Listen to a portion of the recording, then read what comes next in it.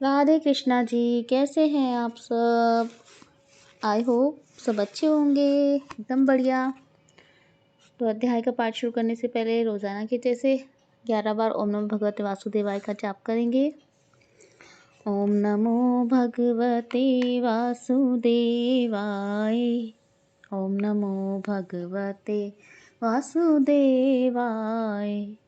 ओम नमो भगवते वासुदेवाय। ओम नमो भगवते वासुदेवाय। ओम नमो भगवते वासुदेवाय। ओम नमो भगवते वासुदेवाय। ओम नमो भगवते वासुदेवाय। ओम नमो भगवते वासुदेवाय। ओम नमो भगवते वासुदेवाय। ओम नमो भगवते वासुदेवाय। ओम नमो भगवते वासुदेवाय।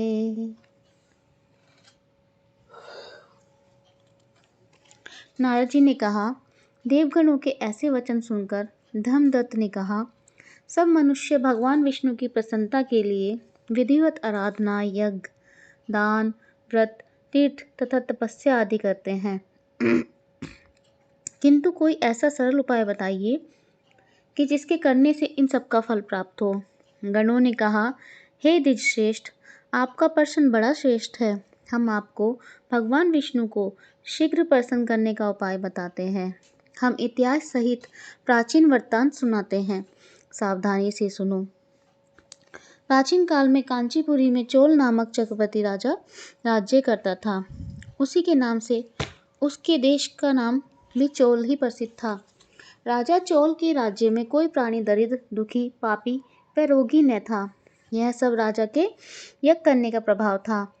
ताम्रपर्णी नदी के दोनों किनारों पर सोने के यज्ञ स्तंभ सुशोभित थे।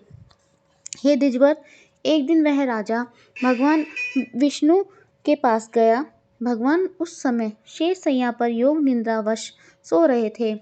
राजा ने उनकी मणियों, मोतियों और स्वर्ण के दिव्य फलों फूलों द्वारा पूजा की। वह साष्टांग प्रणाम करके भगवान के चरणों के पास ही बैठ गया। थोड़ी देर के बाद राजा ने अपनी नगरी कांचीपुरी के ब्राह्मण विष्णुदास को वहां आते हुए देखा। विष्णुदास भगवान की पूजा के लिए तुलसी दल और जल लिए हुए था। विष्णुदास ने वहां आकर भगवान विष्णु सूक्त मंत्रों द्वारा स्नान करवाकर मंजी तथा दलों से उनका विधि पूर्वक पूजन किया। विष्णुदास के चढ़ाए हुए दलों से राजा के चढ़ाए हुए मणि, मोती व स्वर्ण के फूल ढक गए। राजा यह देखकर क्रोध में भरकर बोला, ढोंगी मूर्ख, तूने मेरी चढ़ाई हुई मणियों, मोतियों व सोने के फूलों को तुलसी दल व अपने सादे फूलों से ढक दिया है। तू बेचारा भला भक्ति करना क्या जाने। तूने मेरे किए हुए विचित्र श्रृंगार को बिगाड़ दिया है। राजा की बात सुनकर विष्णुदास को भी क्रोध चढ़ गया और वह राजा के गौरव को तुच्छ समझकर कहने लगा, हे राजन, तुम भक्ति करना नहीं जानते, तुमको अपने धन का घमंड है। बताओ, आज से पहले तुमने भगवान के कितने व्रत किए हैं? देवगण ने कहा, ब्राह्मण के ऐसे वचन सुनकर राजा ने घमंड से हंसकर कहा, हे विप्र, भगवान की भक्ति के अभिमान से यदि तू ऐसी बातें कर रहा है तो मैं पूछता हूँ कि तेरे जैसे भिखमंगे ब्राह्मण में भगवान की भक्ति ही कितनी है? क्योंकि तुमने आज तक भगवान की प्रसन्नता के लिए कुछ भी नहीं किया, न तो कोई मंदिर ही बनवाया है। तो तुम भला इस प्रकार की भक्ति का, जैसी कि तुम कर रहे हो, क्या गर्व कर सकते हो? यहाँ जितने भी ब्राह्मण बैठे हैं, मेरी बात को ध्यानपूर्वक सुने और देखें कि भगवान विष्णु के दर्शन से मुझे होते हैं या कि उसे होते हैं। उसके बाद दोनों की भक्ति के संबंध में आप लोग जान लेंगे। देवगण ने कहा। ऐसा कहकर राजा अपने महल में चला गया और वहां जाकर उसने अपने पुरोहित मुद्गल को आचार्य बनाकर विष्णु यज्ञ आरंभ किया। उसने उस यज्ञ में अनेकों ऋषि महर्षियों को बुलाया, उनको बहुत सा अनाज और नकदी आदि दक्षिणा दी। जो यज्ञ पहले ब्रह्मा जी ने गया में किया था, वही यज्ञ राजा चोल ने अपनी नगरी चोल में किया। विष्णुदास भी अपने मंदिर में ही रहकर भगवान की प्रसन्नता के लिए व्रत करने लगा। उसने माघ तथा कार्तिक मास के व्रत किए, तुलसी के वन की और एकादशी को भगवान विष्णु के द्वादश अक्षर मंत्र का जाप किया। वह भगवान को प्रसन्न करने के लिए गीत गाता रहा, वह नृत्य करता रहा, नित्य प्रति व्रत करता, भूमि पर सोता, हर समय भगवान विष्णु का स्मरण करता और सब प्राणियों में समदृष्टि से भगवान को ही देखता था। उसने भगवान को प्रसन्न करने के लिए माघ तथा कार्तिक के व्रत भी किए और उन व्रतों के नियमों का पालन भी किया और उद्यापन भी किया। और इस प्रकार राजा चोल और विष्णुदास द्वारा दोनों को आराधना करते हुए बहुत दिन बीत गए। गणों ने कहा, विष्णुदास एक दिन भोजन तैयार करके भक्ति में तल्लीन था कि कोई उनका भोजन चुरा ले गया, लेकिन सायकाल की आराधना हो सके और व्रत भंग न हो, इसलिए उसने उस दिन दोबारा भोजन तैयार नहीं किया। श्री नारद जी ने कहा, हे राजन, इस तरह लगातार 7 दिन तक कोई दूसरा भोजन चुराता रहा। तब वह हैरान होकर सोचने लगे कि यह तो बड़ी विचित्र घटना है कि ना जाने कौन हर रोज मेरे भोजन को चुरा ले जाता है। फिर भी इस देवस्थान को छोड़ना नहीं चाहिए। अगर मैं भोजन बनाकर खा लेता हूँ तो देरी हो जाएगी और पूजा छूट जाएगी। अतः मुझे भोजन बनाकर तुरंत खाना नहीं चाहिए। बिना भगवान को भोग लगाने के वैष्णवों को भोजन नहीं करना चाहिए। अगर 7 दिन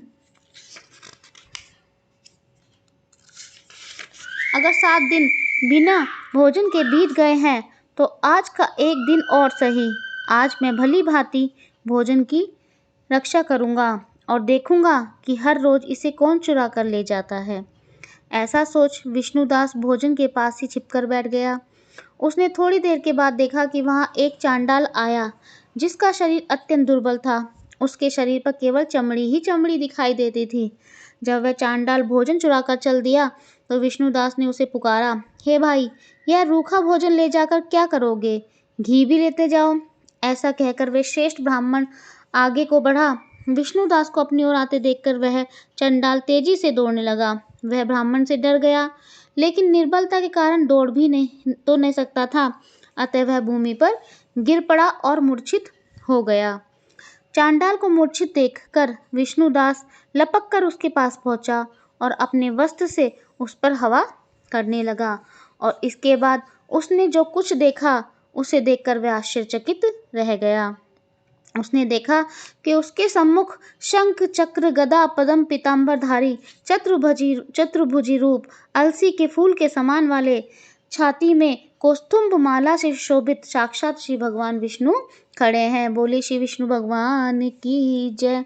भगवान का दर्शन करके सात्विक भाव से मुक्त वह श्रेष्ठ ब्राह्मण उनकी स्तुति तथा प्रणाम कुछ भी न कर सका। वहीं पर सब इंद्र आदि देवता भी उपस्थित हो गए और गंधर्व तथा अप्सराएं आकर गीत गान करने लगी तथा नृत्य करने लगी। ब्राह्मण उन्हें प्रणाम करने के लिए ही उतावला हुआ, त्यों ही वहां संपूर्ण देव, गंधर्व और अप्सराएं आ गई। नृत्य संगीत होने लगे। विष्णु भगवान ने अपना स्वरूप ब्राह्मण को प्रकट कर उसका आलिंगन किया और दिव्य विमान में बैठाकर उसे बैकुंठ को ले गए। दिव्य विमान में ब्राह्मण को विष्णु के साथ जाते हुए चोल राजा ने भी देखा। उसने अपने गुरु आचार्य मुद्गल को कहा कि मैंने जो यज्ञ आदि किए हैं वे सब व्यर्थ हुए। जितनी दान दक्षिणा मैंने ब्राह्मणों को दी वह असफल हुई। विष्णु भगवान के दर्शन नहीं हुए। विष्णुदास ब्राह्मण ने केवल श्रद्धा से भक्ति की, उसके प्रभाव से विष्णु भगवान ने आकर उसको दर्शन दे दिए। इसलिए भक्ति ही सर्वोपरि है। मुझे विष्णु भगवान के दर्शन के लिए राजकाज त्याग कर भक्ति करनी चाहिए। राजा के कोई पुत्र न होने के कारण उसने भांजे को राजगद्दी का अधिकारी बना दिया और आप विष्णु भगवान की भक्ति करने लगा। बहुत काल तक भक्ति करने के बाद भी विष्णु जी ने दर्शन नहीं दिए तो वह अग्निकुंड में कूद पड़ा। अग्नि में प्रकट होकर विष्णु भगवान ने राजा को गोदी में उठा लिया और कहा कि मैं तेरे त्याग और भक्ति से बहुत प्रसन्न हूँ। उसका आलिंगन करके उसको दिव्य विमान में अपने साथ बिठाकर बैकुंठ लोक में ले गए। भगवान विष्णु ने अपने समान रूप वाले ब्राह्मण को पुण्यशील और राजा चोल को सुशील नाम देकर दोनों को अपना द्वारपाल बना लिया। बोले श्री कृष्ण भगवान की जय। जय श्री कृष्ण। प्लीज़ चैनल को लाइक शेयर सब्सक्राइब करना ना भूलें।